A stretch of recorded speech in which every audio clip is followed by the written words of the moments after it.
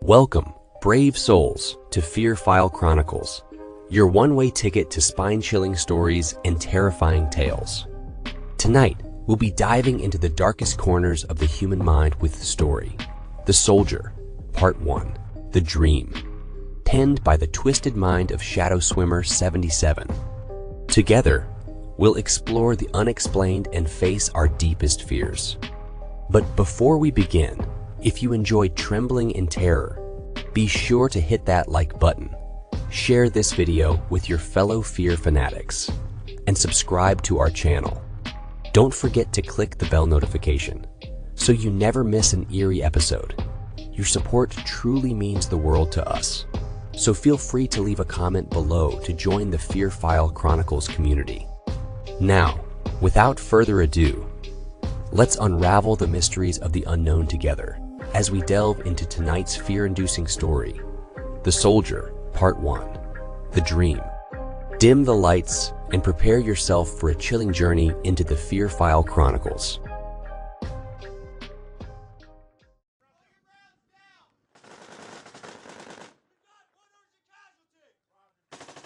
I can hear the screams of men and gunfire. I can smell their fear. They know something is in the dark. Something strange, menacing, and very, very hungry. Oh, God! The fuck is that? It hurts. Please don't. No!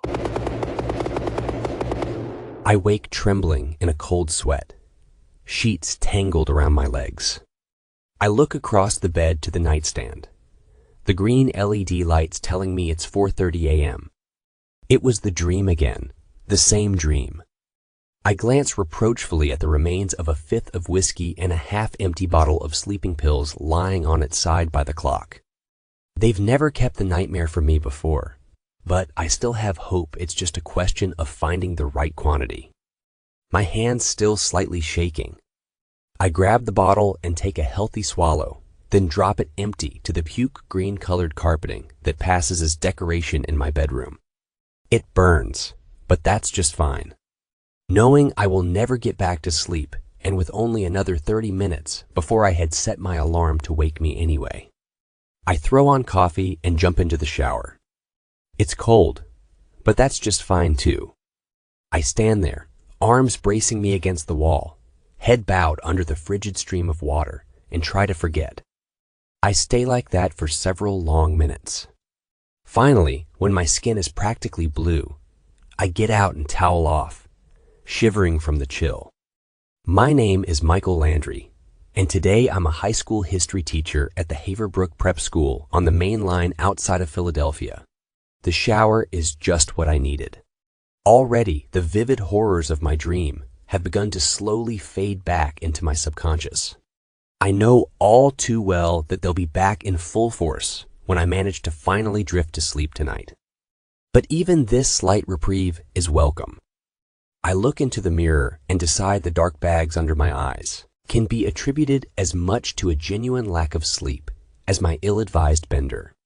I quickly run a razor over the rough stubble of my beard and briefly attempt to tame my mop of brown hair, still sticking up at odd angles. Not that long ago, I'd have gotten reprimanded if it was half this length. I return to the bedroom and dress in the dark slacks and gray button-down shirt that has become my unofficial teaching uniform. I've worn one uniform or another for most of my life, and consider it a shameful waste of time to spend too much effort worrying about what to wear. Moving to the kitchen, I decide to take advantage of my unexpected time this morning and scramble some ham and eggs to complement my coffee. I note that besides the few remaining eggs and a half-eaten package of assorted lunch meat, my refrigerator is virtually bare, not counting a 3-day expired carton of milk and 2 cases of beer. I grimace at the trash can sitting next to the refrigerator, currently overflowing with empty takeout containers. Slapping the egg meat concoction between 2 slices of only slightly stale bread, I throw on my black pea coat to ward off the chill November air, grab my thermos, throw yesterday's graded quizzes into my valet, and head to the door. Gripping the coffee and valet under my arms and the sandwich in my mouth, I punch in the 6-digit code to my state-of-the-art security system. I step outside and fumble with my keys to work the 3 separate deadbolts, securing the giant steel slab that serves as a front door to my first-floor apartment. All these extra precautions might seem a bit much, but Haverbrook makes up for its insanely cheap rent with an even more astounding crime and murder rate. With that in mind, I probably would have considered upgrading my security, even if events 3 years ago hadn't shown me exactly how many scary things existed in this world. That experience is also what prompted me to start carrying the tiny Glock currently concealed in my ankle holster. I'm on good terms with Gabe Parr, the aging head of security at the school, who generally shares my view on gun control. Make sure you're the one with control of the gun. Gabe had been enlisted 20 years in the Army, just missing the tail end of Vietnam and retiring as a master sergeant following the first Gulf War. Sounding like a cross between Sam Elliott and Ernie McDermott, he is all NCO, crusty, hard-bitten, and essentially every platoon sergeant I've ever known rolled into one. Even after finding out that Haverbrook had no weapon searches to speak of, I revealed to Gabe that I carried shortly after starting the job.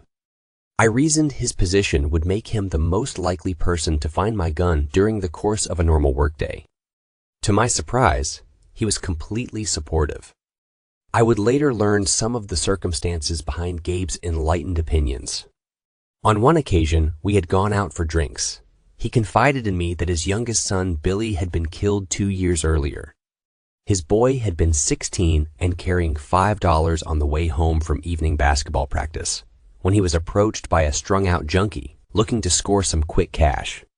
The lone witness to the crime said the druggie took the money, then, apparently angry that his efforts had been wasted, shot the boy out of spite. Unfortunately, the witness had been unable to clearly identify the junkie's features in the gathering dark. The murderer was never caught. Suddenly, Gabe's unique perspective became crystal clear. The walk from the train station to Haverbrook is a short one, and I find myself walking past the large asphalt parking lot and up the wide cement-lined path to the main entrance just a few minutes past 6. The entire building is a study in architectural extravagance. Enormous granite archways, steepled turrets, and literal tons of red-brown brick make the whole gala resemble more an exclusive postgraduate university than a college prep school. The official seal is carved into the peak of the entryway arch.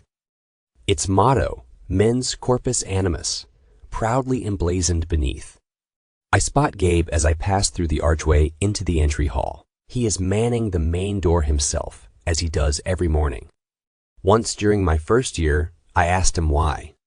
Mike, I man the front because when the shit hits, I want it to go through me first. 20 years in, through more action than I can remember, ain't anything in this world can walk through that door that I ain't fought, fucked, or blown up more than twice. So, while some greenhorn's busy pissing hisself, I've already drawn and put 10 rounds in the motherfucker. Center mass. I couldn't argue with his logic. Morning, Gabe. How's it going? Not so bad, Mike. Only sort of wanted to gnaw through my arm at the elbow when I woke up and saw wife number 3 this morning. Still a marked improvement over the last one. He spits into the used styrofoam coffee cup he has perpetually in hand, a huge wad of tobacco wedged in his lower lip. Good to hear. We still on for hitting the bar tonight? Depends. You still drink that Yingling bullshit? You know it. When you gonna give that shit up and move to a real American beer? Like Bud? Gabe, we've been over this 100 times. Yingling is American. It's brewed in Pennsylvania. Hey, not that I care, but didn't the dean tell you not to dip on the job anymore? Sure did. And I don't. Just don't any less neither. Pick you up at 9. After receiving my discharge from the Army, I got in a pretty bad way. Chronic alcohol abuse will do that to you. I applied to Haverbrook in response to a notice that they were looking for a social studies teacher specializing in military history. I figured dropping my name into that particular hat couldn't hurt. Imagine my surprise when the school not only asked me in for an interview a few days later, but ended it by offering me the job. Fortunately, only riding a slight buzz at the time, I had enough control to take it. Apparently, the school board saw West Point graduate and overseas combat experience as enough to move me ahead of the dozen or so certified academics I was in direct competition with. 2 older board members with prior service experience made a case for hiring me to the other 8, stating that no one was better qualified to teach military history than someone who had actually seen combat. They argued competent professional educators would always be available, and, worst case scenario, the board could fire me after a semester and hire one of them. I won't say that the Haverbrook job was exactly what I needed to get my life back on track. It's just a job, albeit one with a good salary and better benefits. It serves 2 purposes: pay the rent and keep me in booze. That's all. I won't say the one simple act of getting a job made me get along with my landlord, my nightmares disappear, or the world a better place for everyone to live in. It didn't. My landlord, Mr. P. Comey, is still a prick, which I attribute to gratuitous levels of inbreeding. My dreams only become worse, more horrifying with each retelling. My men are still dead. Officially founded in the early 1900s, Haverbrook can actually claim history back to pre-revolutionary times, when a one-room schoolhouse stood on the very spot. That first tiny structure only occupied one small corner of the total grounds allotted to the school, which actually encompass almost 20 square miles of rolling wooded terrain. The athletic compound is by far my favorite building at Haverbrook, specifically because one of the many perks associated with being a faculty member is unrestricted access to any and all of the equipment and facilities. Since I no longer have 2 hours of physical training scheduled into my day by the government, this fact alone has allowed me to stave off the approaching effects of middle age. Today is the last day of school before Thanksgiving break, so I decide to go for a run after class lets out. It's the perfect kind of weather for it, mid-50s and no breeze. Just warm enough not to start out cold, just cool enough not to easily overheat. The main gymnasium contains a locker room for faculty use, complete with a small bank of washers and dryers. Such amenities are convenient since they mean I don't need to be constantly transporting workout clothes back and forth on the train. Distance melts away as the ground speeds beneath my feet. Most days, I try to put in 5 or 6 miles on the winding forest paths, and there are enough of them that I only need to repeat routes every couple weeks. Today is one of the more difficult trails I frequent, 5¼ miles of almost constant elevation change. About halfway into the run, my legs are burning, and I feel my breathing shorten as I near the top of a particularly brutal hill. I pause at the summit for a moment to look back and take in the view. Vast acres of untamed wilderness stretch behind me. The crisp snap to the air makes everything seem somehow sharper, but in doing so, only accentuates the gray deadness that has insidiously leached into every aspect of the environment. Hazy, translucent clouds rise in front of a pale sun that seems a shadow of its normal self. It sets very early in the day now, and the shadows are already long. The deciduous trees that blaze like a campfire in the autumn rise up below me, now eerily foreboding in their stark nakedness. The faintest hint of wind stirs the branches. Its passing causes the trees to sway and groan with almost malicious intent. I feel a shiver trickle down my spine that has nothing to do with the weather. These are woods from the darkest fairy tales. These are woods that are alive. Only the distant 3rd floor of the Haverbrook Library, just peeking up over the treetops, serves as proof that I haven't been unwittingly transported through some magical doorway into a land populated by creatures terrible and unknown. Unbidden, My thoughts turn to memories of another time, another darkness, and the things I found there. Disturbed, I start running again, faster than before, the sun slipping closer to the horizon. As I descend from my vantage point back into the trees, the darkness grows rapidly deeper, the shadows thicker. This can't be right. Even in winter, the sun doesn't set this quickly, does it? Appearing out of nowhere, thick black storm clouds have replaced the wispy grayness I observed only moments ago. Deep peals of thunder ride wicked through the seething black seas above. The wind, once only a faint whisper, has become a tormented scream, the death cry of a wild beast.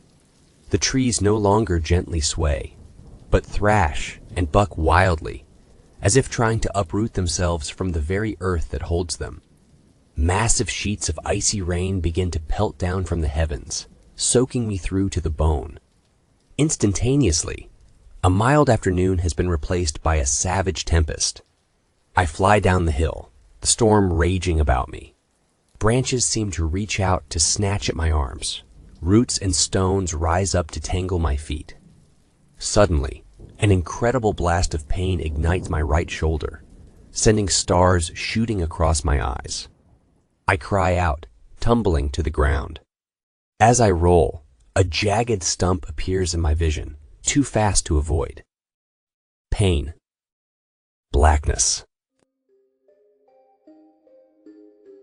Well, my friends, we've reached the end of tonight's chilling tale, The Soldier, Part 1, The Dream, by the talented Shadow Swimmer 77. I hope you've enjoyed our descent into darkness, and that you'll carry a piece of the Fearfile Chronicles with you as you drift into uneasy dreams. If our story left you shivering and shaking, don't forget to like this video, share it with others who crave a good scare, and subscribe to the Fearfile Chronicles for more haunting horrors. Remember to hit the bell notification, so you're always among the first to know when a new nightmare awaits. As always, we appreciate your support and would love to hear your thoughts in the comments below. Sharing your fears and frights with us truly means a lot, so don't be shy to engage with our sinister community. Until next time, remember to embrace the darkness, for it is within the shadows that our most terrifying stories are born. Good night and stay scared.